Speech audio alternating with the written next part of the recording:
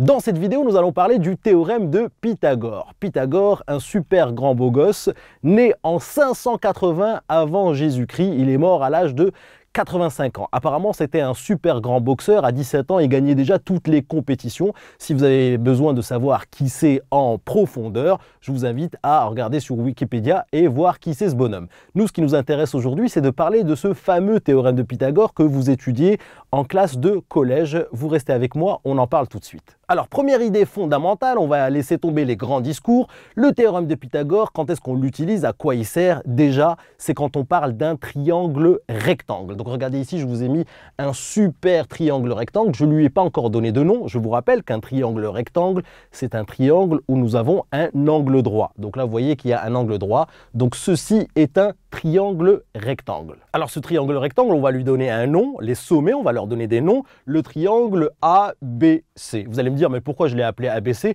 Vous en faites pas, on va lui donner un autre nom. Oui, c'est vrai, pourquoi on appelle toujours les triangles ABC? Ben non, moi j'ai envie de lui donner un autre nom. Je vais appeler ce triangle KIF comme KIF. KIF, KIF. Alors ce triangle KIF, il est rectangle en K. Vous voyez, parce que l'angle droit, il est ici en K. Donc voilà un triangle rectangle en K. Alors dans un triangle rectangle, il y a toujours ce qu'on appelle le plus grand côté. Regardez, quel est le plus grand côté dans ce triangle rectangle? Eh bien c'est le côté qui est opposé à l'angle droit. Vous voyez ici, nous avons un angle droit et ici le côté qui est opposé à l'angle droit, c'est le côté le plus long et on l'appelle l'hypoténuse. Le plus grand côté, le plus long côté dans un triangle rectangle, c'est ce qu'on appelle l'hypoténuse. Regardez, on l'écrit comme ça, hypoténuse. Donc ici, dans ce triangle-là, KIF, le plus long côté est appelé hypoténuse. Alors revenons à ce que nous dit le théorème de Pythagore. Rappelez-vous, ce super beau gosse, Pythagore, 580 avant Jésus-Christ, vous connaissez son histoire. Voilà ce qu'il nous dit sur les triangles rectangles. Alors voilà ce que ça donne en français, le théorème de Pythagore. On va l'énoncer en français, on va l'expliquer, c'est très simple. Regardez ce que dit ce théorème de Pythagore. Dans un triangle rectangle, donc attention, le théorème de Pythagore, on ne peut l'utiliser que dans un triangle rectangle. J'insiste sur ça. Donc dans un triangle rectangle, vous voyez, dans un triangle rectangle, le carré de l'hypoténuse. Le carré de l'hypoténuse. Alors c'est quoi l'hypoténuse? C'est le plus grand côté dans un triangle rectangle, donc c'est celui-là. Donc ici, le plus grand côté, c'est FI, d'accord? Donc on va écrire que FI, alors le carré, ça veut dire quoi le carré de l'hypoténuse? Le carré, ça veut dire FI au carré. Ça veut dire quoi FI au carré? Ça veut dire la longueur FI fois la longueur FI. FI fois FI, ça donne FI au carré. Donc c'est ce que j'écris ici. Le carré de l'hypoténuse, hop, le carré de l'hypoténuse, c'est ce qu'on a appelé FI au carré, est égal à la somme, donc c'est égal à la somme, des carrés des deux autres côtés. Donc le carré de l'hypoténuse est égal à la somme des carrés des deux autres côtés. Quels sont les deux autres côtés? Eh bien, il y a trois côtés dans un triangle rectangle. On a l'hypoténuse, on a ici le carré de l'hypoténuse est égal à la somme des carrés des deux autres côtés. Eh bien, l'autre côté ici, c'est KF. Et ici, l'autre côté, c'est KI. Donc, on va avoir ici la somme des carrés des deux autres côtés, c'est-à-dire, ça va faire KF au carré, plus ici KI au carré. Alors, évidemment, vous pouvez aussi écrire que c'est KI au carré plus KF au carré. Donc voilà l'égalité de Pythagore. Elle nous dit que le carré de l'hypoténuse, ici l'hypoténuse c'est FI, donc FI au carré, le carré de l'hypoténuse est égal à la somme des carrés des deux autres côtés. Donc les deux autres côtés, ici c'est KF et KI, donc ça va faire KF au carré plus KI au carré. Donc voilà, dans ce triangle rectangle, voilà l'égalité de Pythagore. Et avec des nombres, ça donne quoi? Eh bien, on va donner un exemple très simple, l'exemple le plus connu. Regardez ici, imaginons que FI ici fasse 5, d'accord? Donc 5 cm par exemple, on va écrire 5 ici, et puis ici 3 et 4. On va vérifier si le carré de l'hypoténuse est égal à la somme des carrés des deux autres côtés. Donc ici, FI au carré, donc le carré de FI, ça va donner 5 au carré qui va donner 25. Donc voilà le carré de l'hypoténuse. Ici, ce côté-là, son carré, c'est 3 au carré qui va donner 9.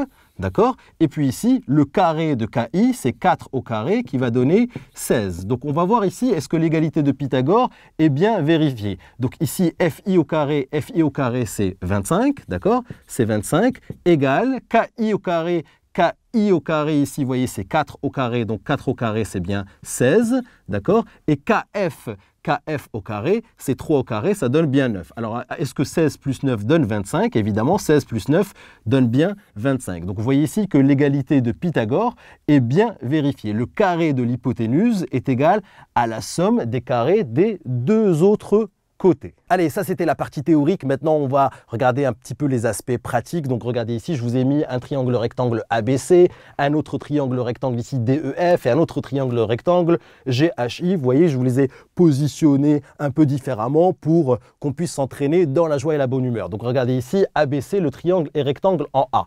Ici, le triangle DEF est rectangle en E. Ici, GHI est rectangle en H. Alors, on va appliquer le théorème de Pythagore dans ces trois triangles-là. Alors, est-ce qu'on peut? Ben oui, parce que le théorème de Pythagore, on l'applique dans un triangle rectangle. Attention, dans un triangle rectangle. Donc, est-ce que ce triangle est rectangle? Oui, il est rectangle en A, alors que nous dit l'égalité de Pythagore? Elle nous dit très simplement le carré de l'hypoténuse. Donc ici, l'hypoténuse, c'est BC, c'est le plus long côté, c'est-à-dire c'est le côté qui est opposé à l'angle droit. Donc ici, le carré de l'hypoténuse est égal à la somme des carrés des deux autres côtés. Quels sont les deux autres côtés? C'est AB, donc AB au carré, plus ici AC au carré. Évidemment, vous pouvez écrire que BC au carré, vous pouvez très bien commencer ici par ce côté-là. Ça peut donner ici AC au carré plus AB au carré. Vous voyez, c'est très facile. Alors maintenant, regardons dans ce triangle-là. Il est rectangle où? Il est rectangle en E. Quel est le côté le plus long? C'est le côté DF. Donc ici, le carré de l'hypoténuse, c'est bien DF au carré, est égal à la somme, donc à la somme des carrés des deux autres côtés. Ici, DE au carré, vous voyez, hop, DE au carré, plus l'autre côté, c'est EF au carré. Et évidemment, vous avez compris que vous pouvez très bien écrire que DF au carré, c'est-à-dire le carré de l'hypoténuse, est égal, au lieu d'écrire DE au carré plus EF au carré, vous pouvez écrire aussi que c'est EF au carré plus DE au carré. Très bien, parfait. Allez, ça commence à rentrer. Boum, on regarde ici le troisième triangle rectangle qui s'appelle GHI. Que nous dit le théorème de Pythagore? Il nous dit que le carré de l'hypoténuse, donc ici l'hypoténuse c'est GI, donc GI au carré est égal à la somme des carrés des deux autres côtés. Quels sont les deux autres côtés? GH et HI. Donc c'est la somme de GH et HI. Et attention, c'est la somme des carrés des deux autres côtés. Donc attention à ne pas m'écrire GH plus HI, c'est GH au carré plus HI au carré. Évidemment, vous pouvez écrire que GI au carré, au lieu d'écrire GH au carré plus HI au carré, on peut écrire HI au carré plus GH au carré. Et bien voilà, vous savez maintenant que le théorème de Pythagore s'applique à un triangle rectangle, première des choses.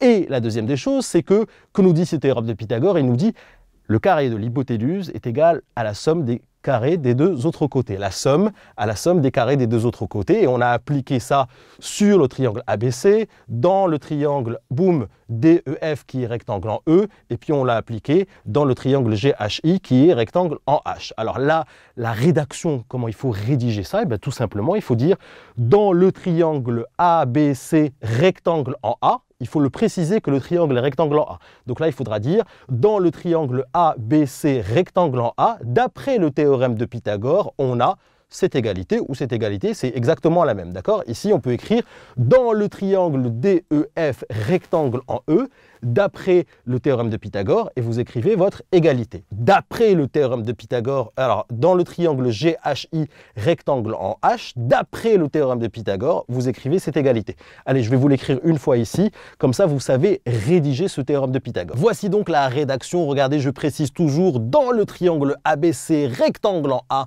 dans le triangle ABC rectangle en A, d'après le théorème de Pythagore, on a le carré de l'hypoténuse BC au carré est égal à la somme des carrés des deux autres côtés, c'est-à-dire AB au carré plus AC au carré. Pareil ici dans l'exemple numéro 2, dans le triangle DEF, vous voyez, le triangle DEF rectangle en E. D'accord? Je précise qu'il est rectangle. D'après le théorème de Pythagore, on a le carré de l'hypoténuse, donc df au carré est égal à de au carré plus ef au carré. Pareil dans l'exemple numéro 3, ici, dans le triangle GHI rectangle en H, je précise qu'il est rectangle en H, d'après le théorème de Pythagore, on a GI au carré, qui est donc le carré de l'hypoténuse, est égal à la somme des carrés des deux autres côtés, c'est-à-dire IH au carré plus HG au carré. Donc voilà, vous connaissez le théorème de Pythagore. On va aborder un tout petit cas un peu je dirais compliqué, non pas compliqué, vous allez voir, restez avec moi.